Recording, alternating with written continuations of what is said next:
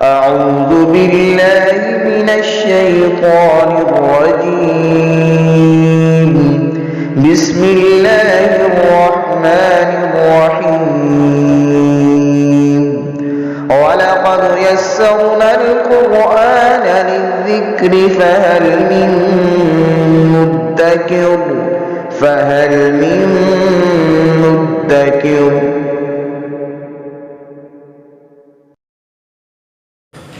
بسم اللہ الرحمن الرحیم.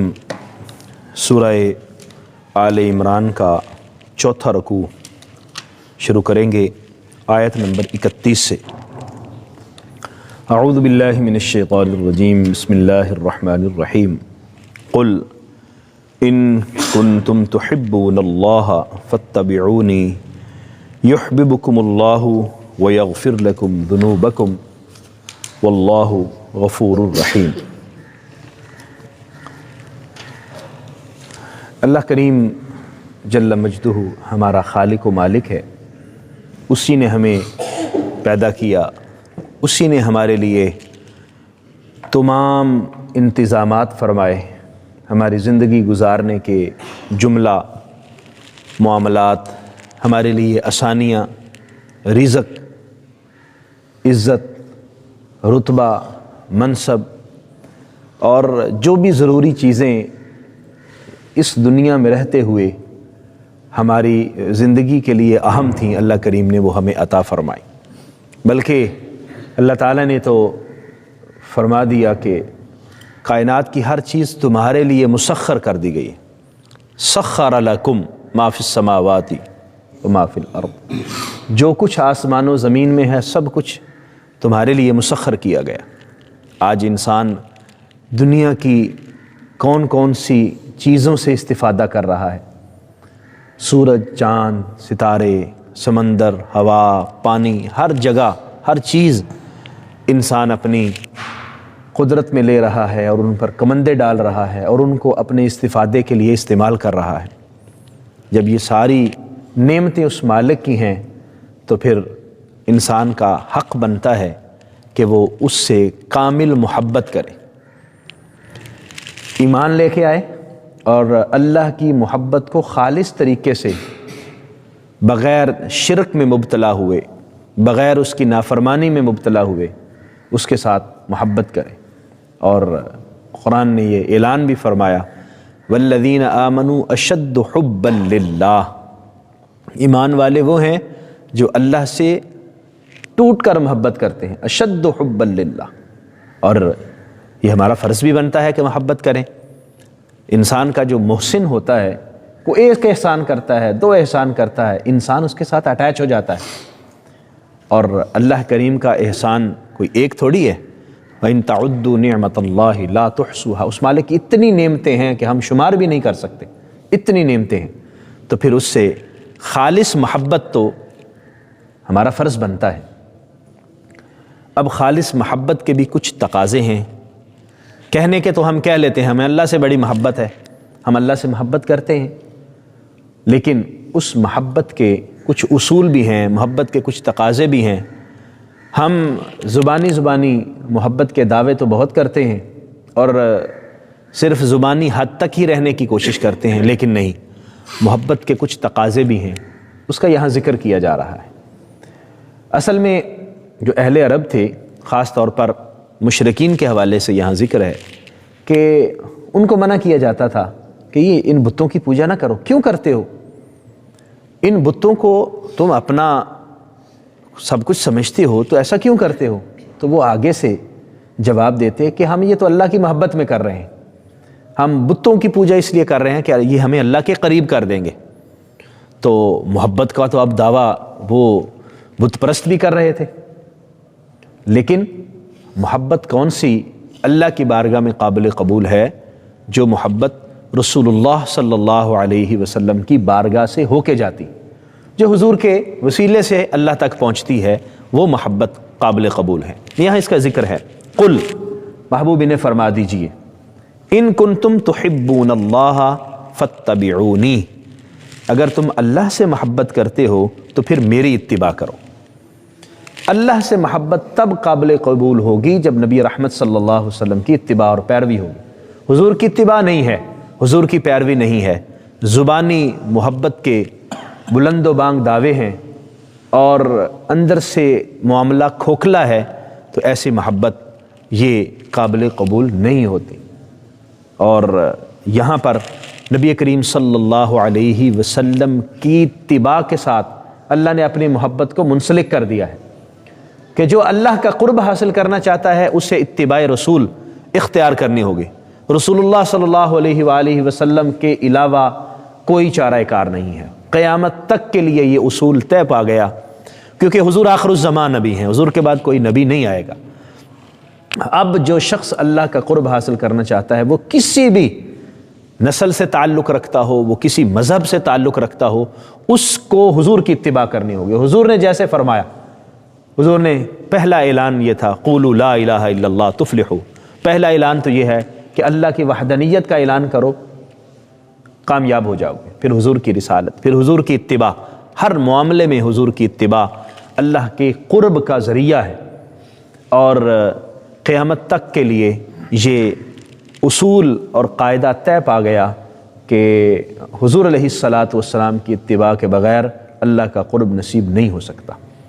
آج کے اس دور کے اندر ہم جو حضور علیہ الصلاۃ والسلام کی محبت کا اعلان کرتے ہیں، حضور علیہ الصلاۃ والسلام کی محبت میں ہم بہت سارے اعمال بجا لاتے ہیں۔ مثلا میلاد النبی کا اہتمام کرتے ہیں، نبی کریم صلی اللہ علیہ وسلم کے لیے محبت میں سیرت النبی کا پروگرام کرتے ہیں، حضور علیہ الصلاۃ والسلام کی محبت میں محفل درود شریف کرتے ہیں، وغیرہ وغیرہ۔ بہت سارے ایسے اعمال ہیں جو حضور علیہ الصلاۃ والسلام کی محبت کے لیے ہم کرتے ہیں۔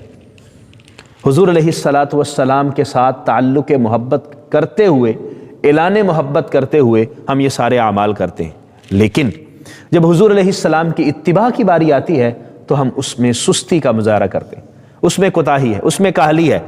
لیکن اللہ تبارک و تعالیٰ کا یہ اعلان ہمیں یاد رکھنا چاہیے کہ صرف خالی غلامی رسول میں موت بھی قبول ہے کا نعرہ یہ کھوکھلا نعرہ رہے گا جب تک کہ اس میں اتباع رسول نہیں ہوگی۔ غلامی رسول مین اتباع رسول، صرف زبان کے ساتھ نہیں۔ اور حضور سرور دو عالم صلی اللہ علیہ وسلم کے عشق اور حضور کی محبت میں جان قربان کر دینے کا صرف نعرہ کافی نہیں ہے، بلکہ حضور کی اتباع ضروری ہے۔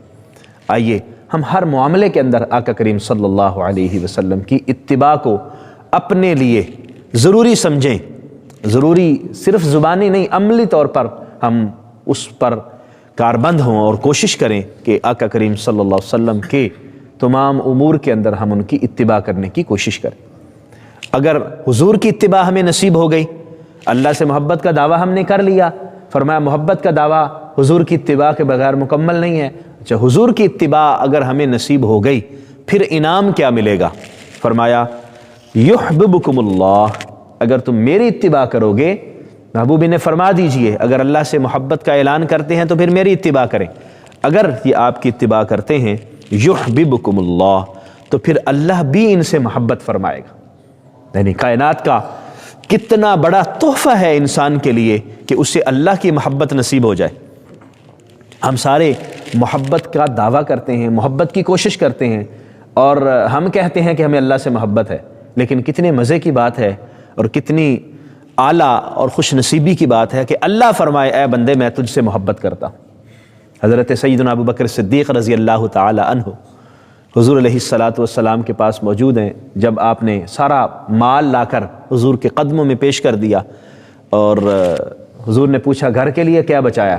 عرض کیا بقیت لہم اللہ ورسولہ، اللہ اور اس کا رسول گھر چھوڑ کے آیا۔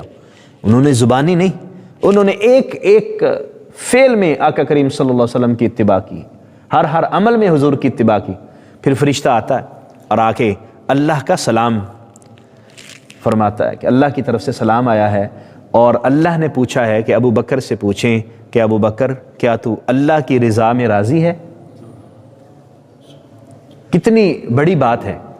تو یہ وہ جگہ ہے، یہ وہ مقام ہے جہاں انسان کے لیے اصل معراج ہے کہ اللہ بندے سے محبت کا اعلان فرمائے۔ اور دوسری جو نعمت ملے گی، اللہ محبت فرمائے گا وَيَغْفِرْ لَكُمْ ذُنُوبَكُمْ، اور فرمایا اللہ تمہارے گناہوں کو بھی بخش دے گا، اس کی بھی مغفرت ہو جائے گی۔ غلطی ہو گئی ہیں، بہت خطائیں ہو گئی ہیں، بس اللہ سے محبت کا اعلان کرتے نہ صرف رہنا بلکہ حضور کی اتباع کرنا، اللہ محبت بھی فرمائے گا، اور جو خطائیں ہوئیں اللہ تعالیٰ اس کو بھی معاف فرما دے گا۔ واللہ غفور الرحیم، اللہ بہت بخشنے والا ہے اور بہت زیادہ رحم کرنے والا ہے۔ اسی کے اندر ہماری کامیابی ہے۔ ایمان کو مضبوط بنائیں، اللہ سے محبت کریں، حضور علیہ الصلاۃ والسلام کی اتباع کریں، حضور علیہ الصلاۃ والسلام کا دامن کرم تھام لیں، ہر معاملے کے اندر، اپنی زندگی کے جملہ امور کے اندر انشاءاللہ انسان کی ساری زندگی کامیابی اور کامرانی سے ہمکنار ہوگی۔ قل، ابو نے فرما دیجئے، اطیعوا اللہ والرسول، تم اللہ اور اس کے رسول کی اطاعت کرو، اللہ اور اس کے رسول کی فرما برداری کرو۔ تو اللہ کی فرما برداری کیا ہے اور رسول کی فرما برداری کیا ہے؟ یہ دو علیحدہ علیحدہ چیزیں نہیں ہیں، یہ میں عرض کر دوں۔ قرآن میں ایک اور جگہ پر ارشاد فرمایا گیا من یطع الرسول فقد اطاع اللہ، جس نے رسول اللہ صلی اللہ علیہ وسلم کی اطاعت کی اس نے اللہ کی اطاعت کی۔ اللہ کی اطاعت رسول اللہ صلی اللہ علیہ وسلم کی اطاعت میں ہے، حضور کی فرما برداری میں ہے۔ فَإِن تَوَلَّوْا، اور اگر انہوں نے منہ پھیر لیا، فَإِنَّ اللَّهَ لَا يُحِبُّ الْكَافِرِينَ، تو پھر اللہ کافروں سے محبت نہیں فرماتا، اللہ کافروں کو دوست نہیں رکھتا۔ تو دوستی اطاعت رسول صلی اللہ علیہ وآلہ وسلم سے ملے گی، محبت اطاعت رسول صلی اللہ علیہ وآلہ وسلم سے ملے گی۔ ادھر ادھر بھاگے پھریں، دنیا کے کسی کونے میں پہنچ جائیں، دنیا کے سارے آپ معاملات کو حل کرنے والے بن جائیں، اتنے باشعور بن جائیں اور باعقل بن جائیں، دانا سمجھے جائیں، لیکن رسول اللہ صلی اللہ علیہ وسلم کی اتباع اور پیروی نہیں ہوگی تو اللہ کی بارگاہ میں کامیابی نہیں ملے گی۔ پہلی جو آیہ مبارکہ تھی 31 نمبر، اس کا انداز کتنا محبت والا، پیار والا اور اپنائیت والا، اور یہاں پر تھوڑا سا جلال بھی ہے۔ اللہ رسول کی اطاعت کے لیے تیار ہیں تو ٹھیک ہے، اگر نہیں تو پھر اللہ کی محبت کو آپ وصول نہیں کر سکتے، اللہ کی محبت آپ کے قریب بھی نہیں آئے۔ تو آپ صحابہ کرام رضوان اللہ علیہ مجمعین کی زندگیاں دیکھیں کہ وہ کیسے پلٹے ہیں اور کس طرح دنیا پر انہوں نے حکومت کی ہے، انہوں نے کیا پڑھا ہوا تھا، کہاں سے سیکھا ہوا تھا، جملہ کامیابیاں ان کی جھولی میں آ کے گھرتی رہیں، وہ نبی رحمت صلی اللہ علیہ وسلم کی اتباع کی وجہ سے، حضور کی پیروی کی وجہ سے۔ ایک ایک معاملے کے اندر انہوں نے حضور علیہ الصلاۃ والسلام کی اتباع اور پیروی کی، اور حضور علیہ الصلاۃ والسلام کی فرما برداری کو کسی موقع پر انہوں نے ہاتھ سے نہیں چھوڑا، تو اللہ تبارک و تعالیٰ نے کامیابیاں ان کو عطا فرمائی، اور کس قدر پوری دنیا پر انہوں نے اسلام کا جھنڈا لہرا دیا، پوری دنیا پر اسلام کو پھیلانے کا سبب بن گئے۔ آج اگر ہم رسوا ہیں، آج اگر ہم دنیا کے اندر ذلیل ہو رہے ہیں، پریشان ہیں، تو اس کی وجہ نبی کریم صلی اللہ علیہ وسلم کی سیرت کے ساتھ، حضور علیہ الصلاۃ والسلام کی اسوہ کے ساتھ ہماری عملی کمزوری ہے۔ زبانی محبت کے دعوے ہیں، ہم اعلان بھی کرتے ہیں، الحمدللہ کرنے بھی چاہیے، لیکن زبان سے آگے بڑھ کر ہمیں کردار کی ضرورت ہے۔ صرف گفتار سے کام نہیں چلے گا، کردار چاہیے، اور آج مسلمان کو جو عروج اور بلندیاں نصیب کر سکتا ہے وہ کردار ہے، اور وہ کردار ہے جو نبی کریم صلی اللہ علیہ وسلم کی اتباع سے نصیب ہوگا۔ اللہ کریم ہمیں توفیق عطا فرمائے، آمین۔ وآخر دعوایا ان الحمدللہ